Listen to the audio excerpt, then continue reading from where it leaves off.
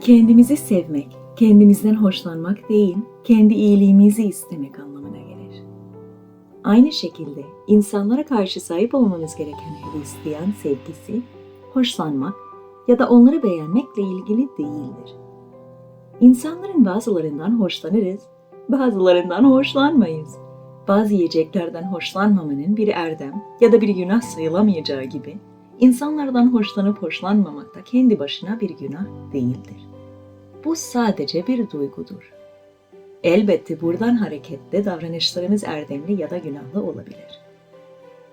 İnsanlardan doğal olarak hoşlanmamız, onlara sevgiyle yaklaşmamızı muhakkak kolaylaştırır.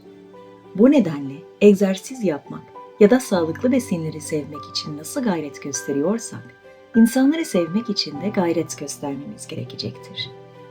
Hoşlanmak, sevginin bir erdemi değildir ama sevmeye yardımcı olur.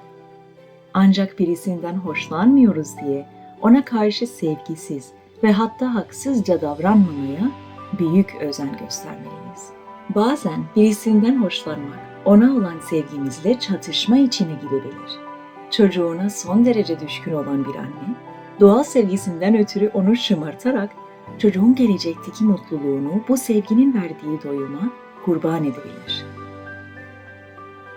Doğal hoşlanma duygusu normalde iyi bir şeydir. Ama sevgi yolunun sevecen duyguları uyandırmaya çalışmaktan ibaret olduğunu düşündürebilir. Bazı insanlar yaratılıştan soğuk bir mizaca sahiptir ve bu durum kendileri için bir şanssızlıktır. Hazımsızlık bir günah olmadığı gibi bu durumda bir günah sayılamaz. Ancak soğuk mizaç kişiyi sevgiyi öğrenme fırsatından ve görevinden özgür kılmaz. Aslında bu alandaki kural son derece basittir.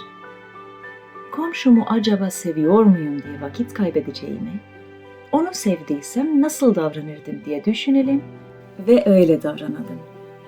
Bunu yapar yapmaz en büyük sırlardan birini kavrayacağız. Birini seviyormuş gibi davranırsak, çok geçmeden onu gerçekten sevdiğimizi göreceğiz. Hoşlanmadığınız bir kişiye zararınız dokunursa, ondan daha da az hoşlandığınızı fark edersiniz. Ama ona iyilik yaptığınızda hoşlanmaya başladığınızı göreceksiniz. Elbette iyilik yapma amacınız önemlidir. Tanrı'yı hoşnut edip onun sevgi yasasını yerine getirmek için değil de ne kadar iyi ve bağışlayıcı bir insan olduğunuzu göstermek ya da karşınızdakini sizi borçlu ve minnettar hissettirmek için iyilik yapıyorsanız sizi bir hayal kırıklığı bekliyor. İnsanlar budala değildir. Hava atma ya da üstünlük taslama hevesiyle yapılan bir şey hemen sezerler.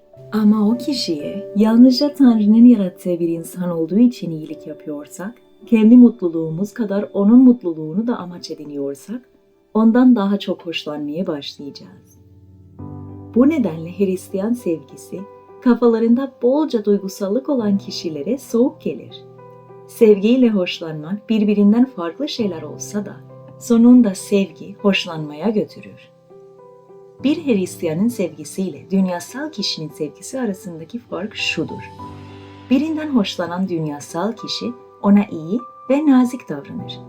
Hristiyansa herkese karşı iyi ve nazik olmaya çalıştığından, hoşlanmadığı insanlardan bile zamanla hoşlanmaya başladığını fark eder. Aynı yasa bunun tam tersi yönde de etkindir.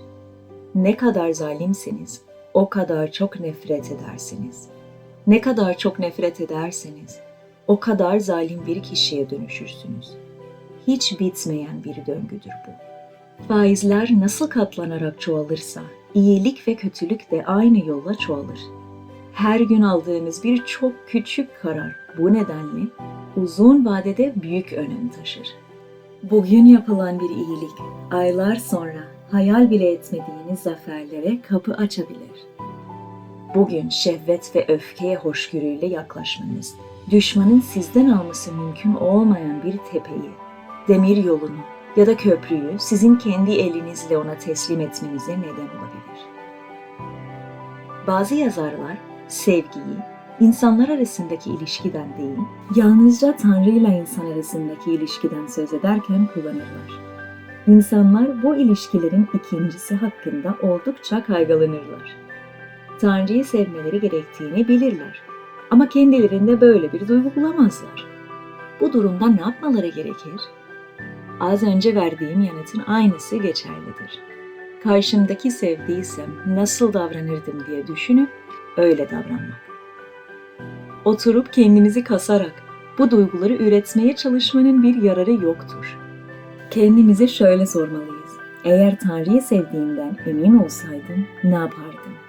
Yanıtı bulduğunuzda hemen uygulamaya başlayın. Tanrı'nın bize yönelik sevgisi üzerinde kafa yormak, bizim ona yönelik sevgimizi düşünmekten daha güvenlidir. Kimse her zaman ruhsal duygularla hareket edemez. Zaten bunlara sürekli sahip olabilseydik bile Tanrı'nın önceliği değildir bunlar. İster Tanrı'ya, isterse insanlara yönelik sevgimiz daima iradeyle ilgili bir konudur. Eğer Tanrı'nın isteğini yerine getirmek istiyorsak, Tanrın olan Rabbi seveceksin buyruğunu uygulamalıyız. Eğer Tanrı arzu ederse bize sevgi duygusunu verebilir.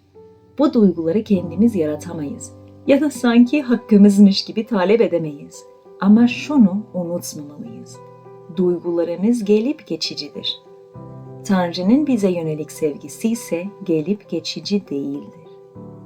Günahlarımızdan ya da duygu yoksulluğundan ötürü azalmaz.